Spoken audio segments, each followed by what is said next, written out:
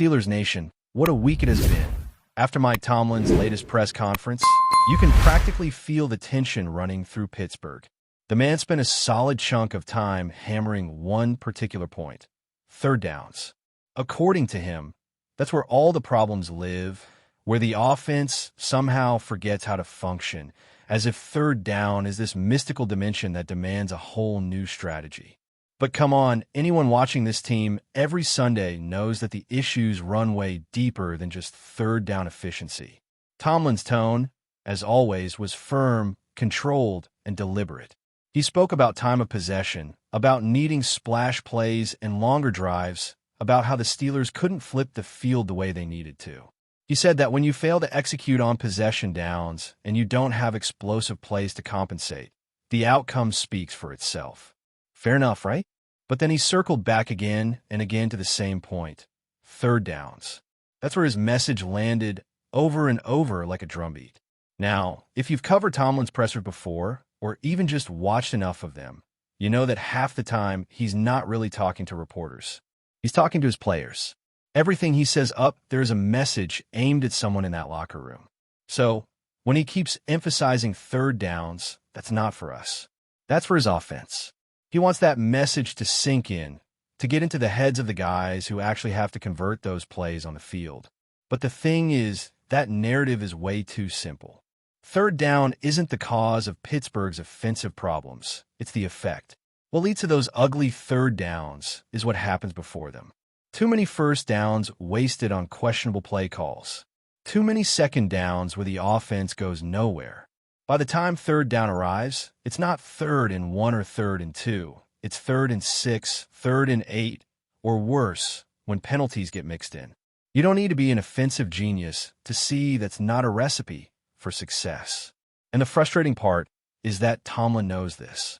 He's been around long enough. He even mentioned that Jaylen Warren had only 14 carries in the last game, calling that number only 14 with a hint of regret in his voice. But when asked how to get Warren more touches, his answer was straight out of the same script: we win more third downs and we'll get Jaylen more touches. That logic feels backward. The truth is, if you get Warren more touches earlier in drives, you might not even need to face so many third downs. The running game can change the rhythm, set up manageable distances, and keep the offense balanced. But instead, the conversation keeps circling around this mythical third down problem, as if that's the root of everything wrong. It's easier, maybe, to talk about that than to address the deeper structural issues with play calling, tempo, and confidence. Let's look at the numbers. The Steelers currently rank 19th in the league in third down efficiency. Not great, but not catastrophic either. The real concern is time of possession. They just aren't keeping the ball long enough. And that's affecting more than just the offense. It's wearing down the defense. Where defense is stuck on the field for long stretches, they start breaking down late in games. It's a ripple effect that begins long before the third down marker. But Tomlin's obsession doesn't stop there. He's also one of the most conservative coaches in the league when it comes to going for it on fourth down. Think about that.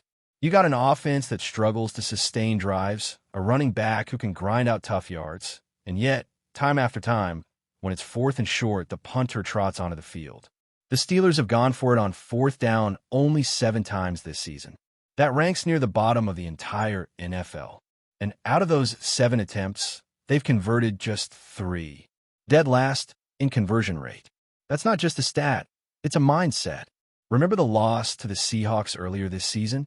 4th and 1 inside Seattle territory. Game tied. Both offenses struggling. A perfect chance to make statement. But instead of trusting his offense, Tomlin punted.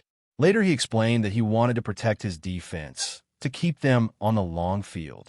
Sounds reasonable on paper, but in reality, the best way to protect your defense is to keep them off the field altogether. Hold onto the football. Move the chains. Don't hand the ball back to the other team. That's the whole point of possession, the very thing Tomlin keeps saying is so important. The contradiction is hard to ignore. He talks about valuing possession, about controlling the ball, about time of possession being a major key, yet when he has the opportunity to truly control it, he punts it away. It's like the philosophy doesn't match the actions. Across the league, Other coaches are embracing analytics, understanding that fourth and short situations, especially in enemy territory, are statistically the right time to go for it. The odds are in your favor. The payoff is huge. And yet, Pittsburgh plays it safe almost every time. The frustration isn't just in the decisions, it's in the mentality. When you start every drive already expecting that you'll probably punt, that mindset bleeds into your offense. You play tighter. You call safer plays. You don't take the kind of calculated risks that lead to explosive moments.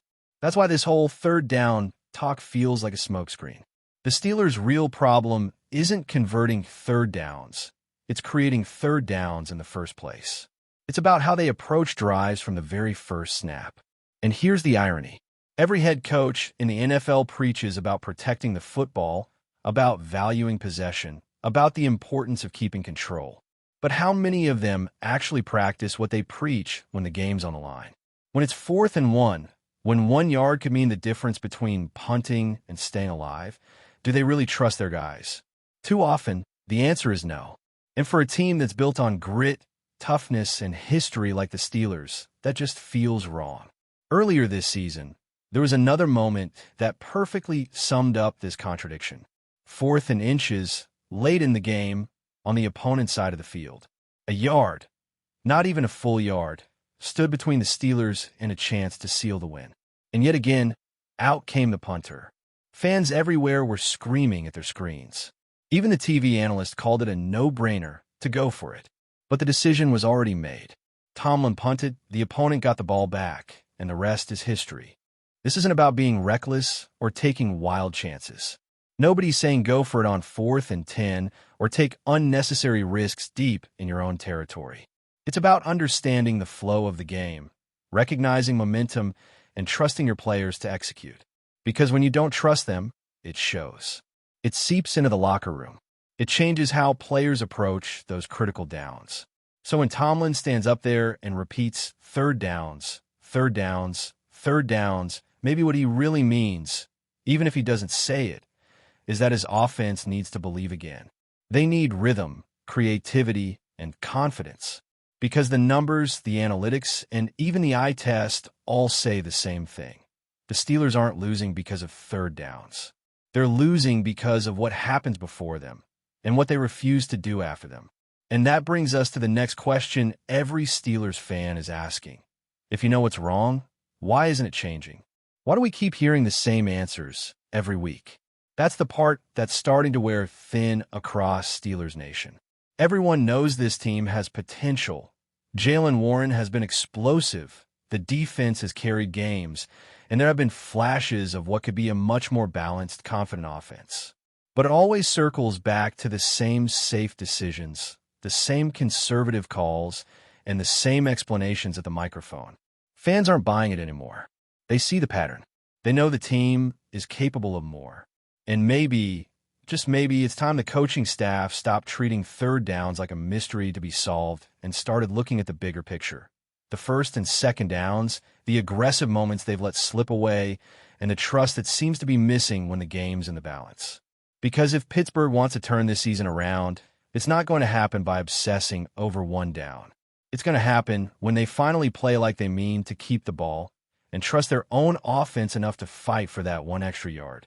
Now let's talk about the ripple effects of everything that's been going on with this offense, because the story doesn't end at the press conference podium.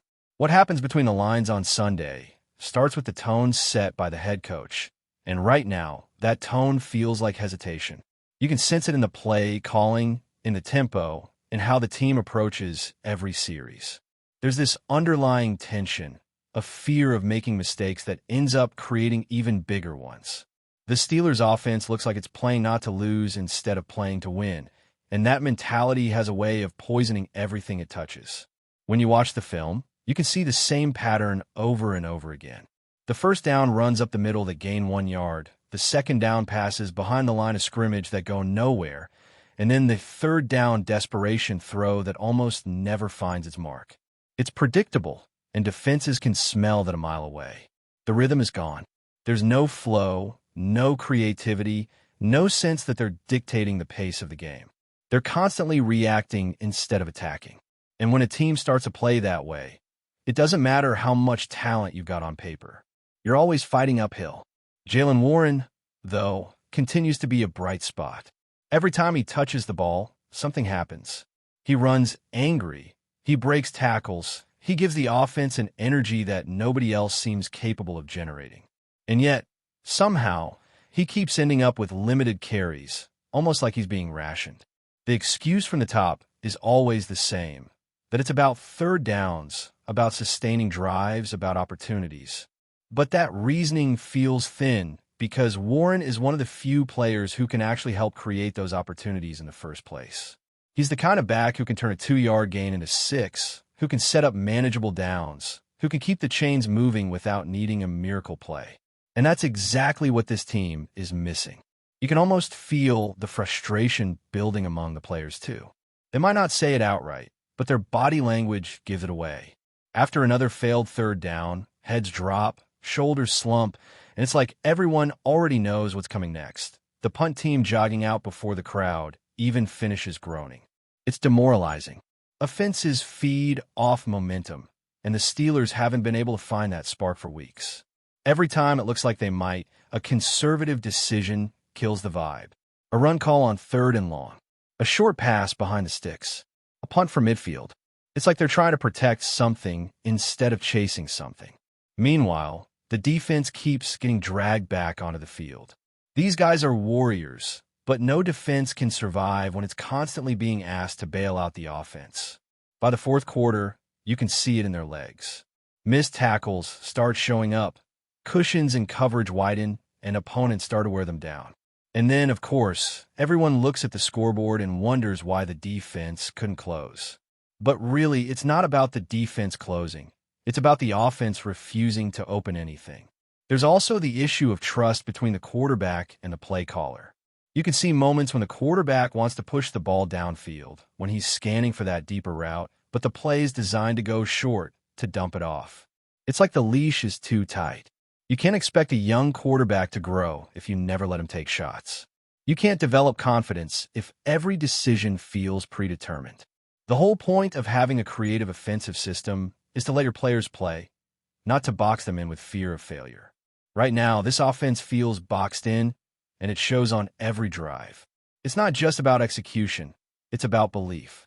The best offenses in football believe they can score on every drive. You can see it in their posture, in how fast they line up, in the urgency they play with. The Steelers, on the other hand, look like they're constantly waiting for something bad to happen.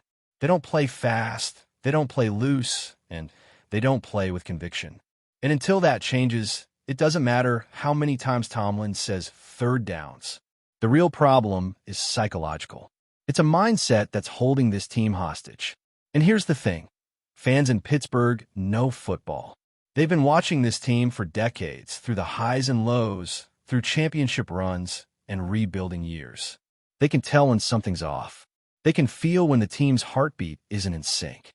Right now, the offense feels disconnected from its own identity. It's like they've forgotten what Steelers football is supposed to look like: physical, fearless, aggressive when it matters. Instead, it's cautious, hesitant, and too often predictable. That's not the DNA of this franchise. But before we dive in, don't forget to subscribe to Steelers Nation Central and hit the like button on this video. Your support helps us keep bringing you the latest updates on the Pittsburgh Steelers. And don't forget to share your thoughts on the news in the comments below. Whispers are growing louder around the NFL that something big might be brewing in Pittsburgh. According to sources cited by ESPN, the Steelers front office is working through what's being described as strategic cap engineering, a financial maneuver that could unlock the team's flexibility on the open market. While no names have been confirmed, insiders believe the move could clear the path for a notable free agent signing in the coming days. The Steelers, long known for their disciplined approach to salary management, appear ready to push their limits just enough to secure a key addition. One executive reportedly hinted that Pittsburgh's restructuring efforts are not just about the numbers, it's about timing. That timing, many believe, coincides perfectly with a small but talented pool of veteran players still searching for the right fit before the season's next stretch. Rumors have linked the Steelers to multiple positions of need, particularly on offense, where depth and leadership could make a difference in a tightly contested division. The team's cap maneuvering, potentially involving contract restructures or backloaded deals, suggests that a calculated splash might be imminent rather than a distant possibility. Around the league, the mood is one of curiosity and cautious excitement. Several rival front offices are said to be monitoring Pittsburgh's financial gymnastics closely, aware that a single signing could shift the balance of power in the AFC North. ESPN analysts have noted that the Steelers' front office, led by General Manager Omar Khan, has quietly built a reputation for turning tight cap situations into opportunity. Nothing is official yet, but the smoke rising from Pittsburgh's camp feels too thick to ignore. Whether it's a proven veteran seeking one last shot at glory or a younger talent looking for a revival under Mike Tomlin's system, one thing is clear. The Steelers are setting the stage for movement. As one insider put it, when the Steelers start adjusting the books, something or someone is about to arrive. That's it for this update. If you enjoyed the video and want to keep receiving exclusive news about the Pittsburgh Steelers, make sure to subscribe to Steelers Nation Central and give this video a like. We always look forward to hearing your comments and opinions. See you in the next video.